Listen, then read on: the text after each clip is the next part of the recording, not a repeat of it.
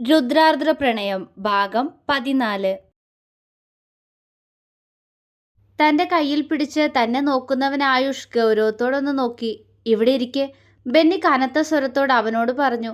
അവൻ ബെന്നിയെ ഒന്ന് നോക്കിക്കൊണ്ട് അവനടുത്തേക്കിരുന്നു. എന്താ നിന്റെ പ്രശ്നം? ബെന്നി ചോദിച്ചു. നീ എന്തിനാ ആദിയോട് ഇത്രയും അടുത്ത് ഇടപഴകുന്നേ? എന്തിനാ അവളെ കിസ് ചെയ്തേ? ആയുഷ് വല്ലായ്മയോടെ അവനോട് ചോദിച്ചു. ബെന്നിക്ക് അവന്റെ ചോദ്യം കേട്ട് ചിരി വന്നെങ്കിലും അവനത് അടക്കി പിടിച്ചുകൊണ്ട് ആയുഷിനെ കൂർപ്പിച്ചു നോക്കി. ഞാൻ ആരുവിനോട് അടുക്കുന്നതിന് നിനക്കെന്താ? നിനക്കും ആ കിളവനുള്ളതുപോലെയുള്ള ചിന്തയാണോ ഇനി? ബെന്നിയുടെ സ്വരത്തിൽ പരിഹാസം കലർന്നു.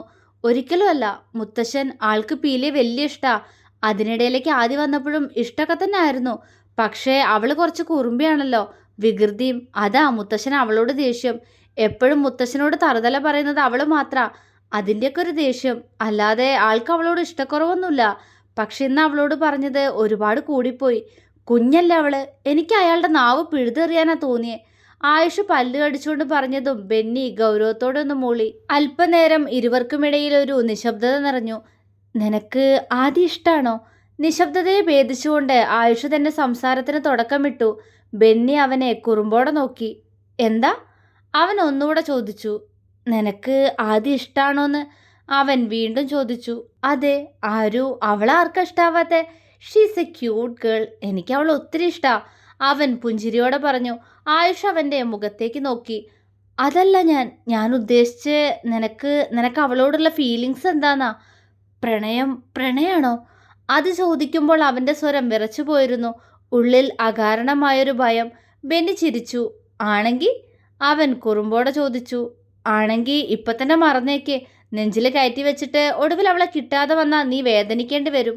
വെറുതെ എന്തിനാ? ആയുഷ് വല്ലായ്മയോടെ പറഞ്ഞു. അതെന്താ ആയുഷ് നീ അങ്ങനെ പറഞ്ഞേ?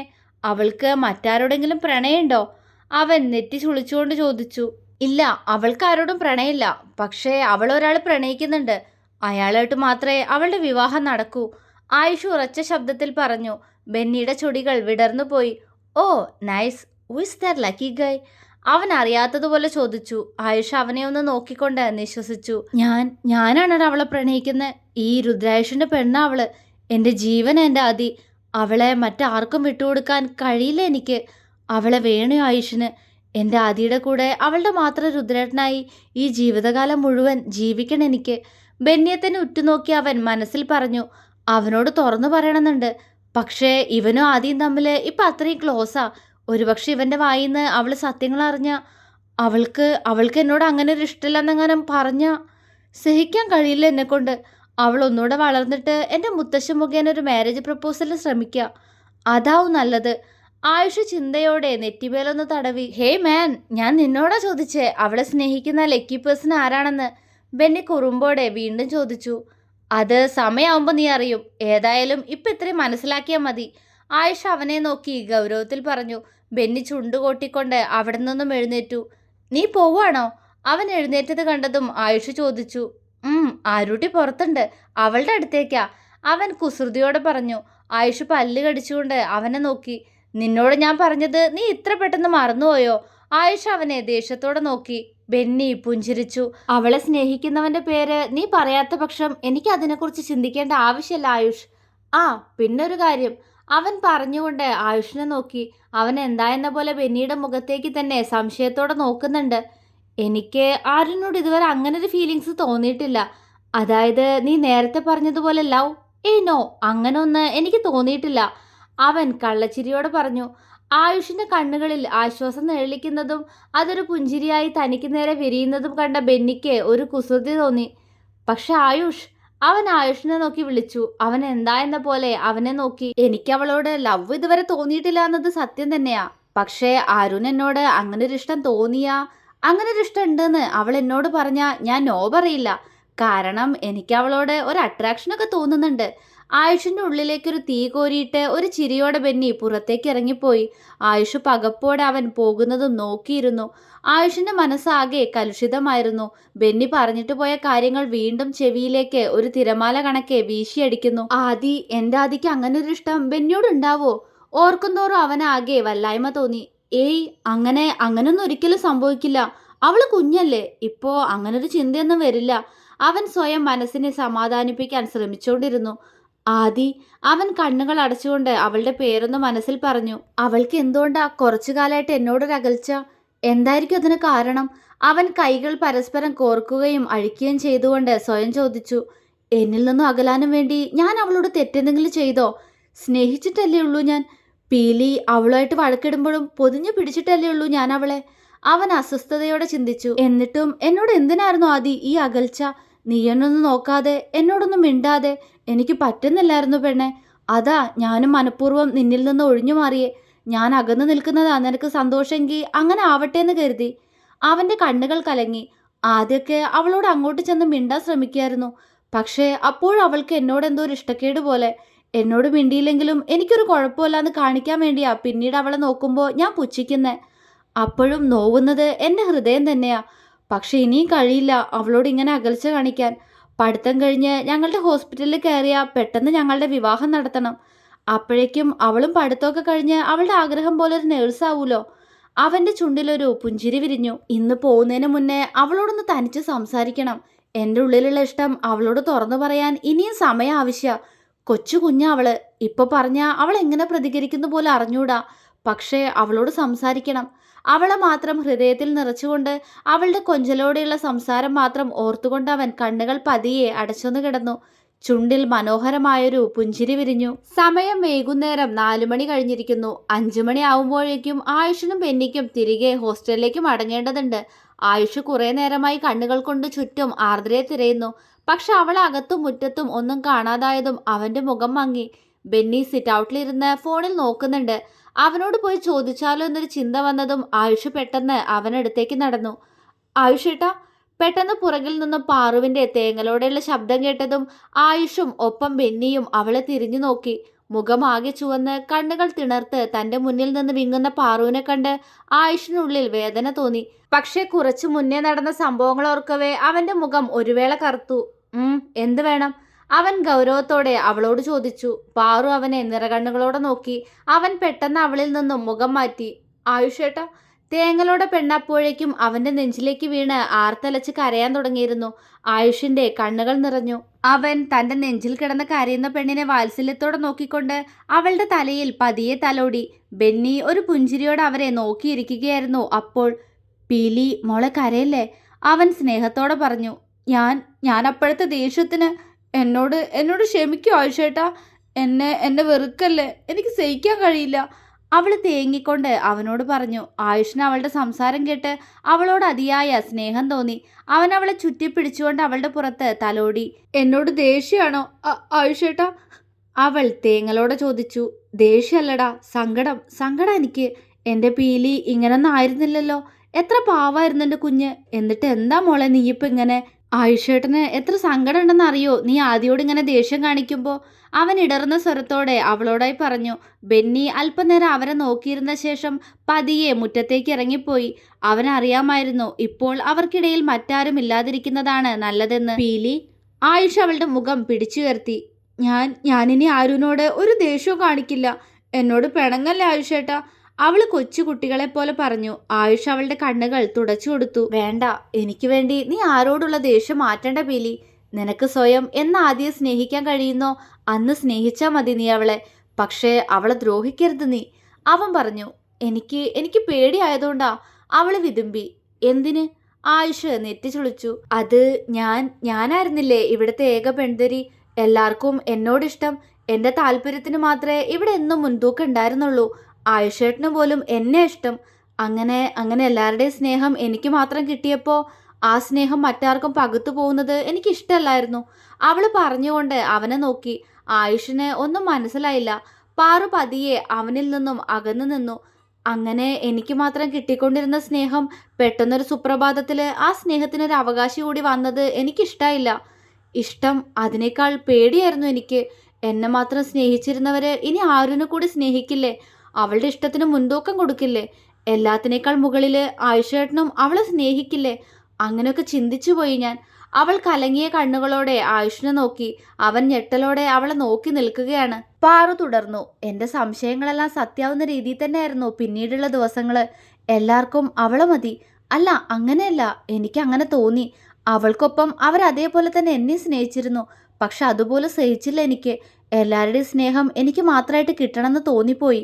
അവൾ വളരും തോറും കുസൃതിയായപ്പോൾ എല്ലാവർക്കും അത് സന്തോഷം തന്നെയായിരുന്നു, സ്നേഹം തന്നെയായിരുന്നു അവളോട് അപ്പോഴും എല്ലാവർക്കും. മുത്തശ്ശനും അവൾ ഒരുപാട് ഇഷ്ടമായിരുന്നു. അവൾ കുറച്ച് വളർന്നു തുടങ്ങിയപ്പോൾ ഞാൻ അവൾ അങ്ങോട്ട് ചെന്ന് ഉപദ്രവിക്കും. എന്നിട്ട് എല്ലാവരോടും ചെന്ന് അവൾ എന്നെ ഉപദ്രവിച്ചു എന്ന് പരാതി പറയും. പക്ഷെ ആരുവിനോട് ചോദിക്കുമ്പോൾ അവൾ സത്യം പറയും എല്ലാവരോടും. അങ്ങനെയാ ഒരിക്കൽ അവളോടൊപ്പം കളിക്കുന്നതിനിടയിൽ സ്റ്റെപ്പിൽ നിന്ന് വീണ് അവൾ തമാശയ്ക്ക് പിടിച്ച് തള്ളിയതാ. എൻ്റെ നെറ്റിപൊട്ടി ചോര വന്നില്ലേ അന്ന്. അവൾ അവനെ നോക്കിക്കൊണ്ട് പറഞ്ഞു. ആയുഷ് തല ഉലുക്കി. അന്ന് ഞാൻ എല്ലാവരോടും അത് പറഞ്ഞിട്ടും ആരും വിശ്വസിച്ചില്ല. ഒടുവിൽ ആരുവിനോട് അവളുടെ അമ്മ ചോദിച്ചപ്പോൾ അവൾ സത്യം പറഞ്ഞു. അന്ന് അവളെ വല്യമ്മ ഒത്തിരി തല്ലി. എൻ്റെ ആദ്യത്തെ വിജയം. പിന്നീട് ഞാൻ എന്ത് പറഞ്ഞാലും എല്ലാവരും വിശ്വസിക്കും. പക്ഷെ അതിനുശേഷം വല്യമ്മ അവളെ വഴക്ക് മാത്രമേ പറയാറുള്ളൂ. എങ്കിലും ഞാനതിൽ സന്തോഷം കണ്ടെത്തി. അപ്പോഴും അവൾ എല്ലാവർക്കും ഇഷ്ടം തന്നെ ആയിരുന്നു. മുത്തശ്ശനും അവളുടെ വികൃതി കണ്ട് അവളോട് ദേഷ്യം തോന്നാൻ തുടങ്ങിയപ്പോൾ ഞാൻ വിജയിച്ചു തുടങ്ങിയിരുന്നു. പക്ഷെ ആയുഷേട്ടൻ എപ്പോഴും അവളുടെ കൂടെ. നിങ്ങളെ മാത്രം അകറ്റാൻ എന്നെക്കൊണ്ട് കഴിഞ്ഞില്ല. പക്ഷെ കുറച്ചു കാലമായിട്ട് അവൾ ആയുഷേട്ടനോട് അകൽച്ചയിലല്ലേ. അതെനിക്ക് സമാധാനമായിരുന്നു. പക്ഷെ ഇന്ന് അവൾ കണ്ണ് നിറച്ചുകൊണ്ട് ആയുഷിനെ നോക്കി. കേട്ടതൊന്നും വിശ്വസിക്കാനാവാതെ തറഞ്ഞു നിൽക്കുകയാണ് അവൻ. എൻ്റെ പീലി തന്നെയാണോ ഇത്? അവൾ തന്നെയാണോ ഇത്രയൊക്കെ ചെയ്തേ? അവന് സംശയം തോന്നി. പീലി നീ? അവൻ ഇടറുന്ന സ്വരത്തോടെ എന്തോ പറയാൻ ശ്രമിച്ചു. എന്നെ വെറുക്കല്ലേ, ക്ഷമിക്കണം എന്നോട്. ഇന്ന് എല്ലാവരുടെയും മുന്നിൽ വെച്ച് ആയുഷേട്ടൻ പറഞ്ഞില്ലേ എന്നേക്കാൾ കൂടുതൽ ആയുഷേട്ടൻ ആദ്യം ഇഷ്ടമെന്ന്. തകർന്നു പോയി ഞാൻ. അവൾ തേങ്ങി. ആയുഷ് അവളെ വെറുതെ നോക്കിയതേയുള്ളൂ. റൂമിൽ പോയി തനിച്ചിരുന്ന് ഒരുപാട് ആലോചിച്ചു. ആർക്ക് വേണ്ടി ചെയ്തതൊക്കെ? ആരുടെ സ്നേഹം നഷ്ടപ്പെടാതിരിക്കാനാ ശ്രമിച്ചേ? ആ ആള് തന്നെ ഇന്ന് ആരുവിനെ എന്നേക്കാൾ ഇഷ്ടമെന്ന് പറഞ്ഞപ്പോൾ എനിക്ക് മനസ്സിലായി ആയുഷേട്ടാ, ഞാനൊരു തോൽവിയായിരുന്നു എന്ന്, ഒരു വിഡ്ഢിയായിരുന്നു എന്ന്. എന്തിനായിരുന്നു എനിക്ക് അവളോട് ഇത്ര പക? എൻ്റെ അനിയത്തിയല്ല അവള്. എന്നിട്ടും ഞാൻ. പാറു മുഖം പൊത്തി പൊട്ടിക്കരഞ്ഞു. ആയുഷും മിണ്ടിയില്ല.